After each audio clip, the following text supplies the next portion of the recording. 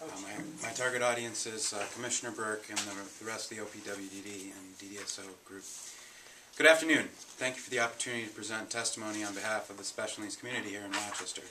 My name is James Traylor. I'm both a professional in the field of disabilities and I'm the older brother and guardian of my sister Natalie Traylor, who was born with developmental disabilities. The focus of my testimony is on the issue of Medicaid eligibility and the lack of credible professionals who assist families with maintaining these benefits. In my professional life, I meet with between 10 and 15 families per week that have a child with a developmental disability. These families come from all walks of life: social workers, bankers, business owners, the unemployed. As you know, disabilities cross socioeconomic barriers, racial lines, etc. What is very concerning is that regardless of the background of these families, all are woefully underprepared for accessing disability services through the Medicaid program. In 2010, a survey conducted by Easter Seals that polled over 18,000 parents found that 62% of parents strongly or somewhat disagree their adult child with a disability can fully take care of themselves, versus 83% of typically developing families. Therefore, regardless of socioeconomic backgrounds, parents and families will need to rely on agencies and community supports that are exclusively paid for through the Medicaid program. The problem is that Medicaid is a means-tested program. In other words, you cannot qualify unless you are living below the federal poverty level.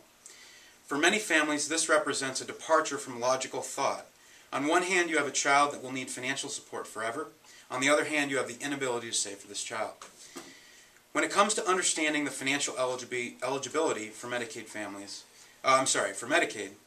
are forced to rely on inconsistent data found on the internet, through word of mouth, or from Social Security caseworkers, many of which have presented inconsistent answers and are often unaware of the financial pitfalls that affect eligibility. In 2010, I met a single mother who had just lost her husband. Following his death, the Social Security survivor's benefit paid to her son with disabilities actually served to disqualify him from the very Medicaid program he relied on for both independence and support. The worst part is that no one gave this woman an alternative. This is simply unacceptable. Without knowledgeable professionals in this field, families often make financial missteps that lead to the loss of disability services, benefits, and other opportunities for their children that limit independence. There needs to be a combination of private and public professionals who specialize in helping families understand these benefits.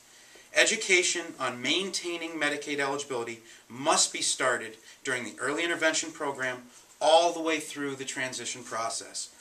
This must be done in order to give these families and these children and adults a shot at maintaining independence. Thank you.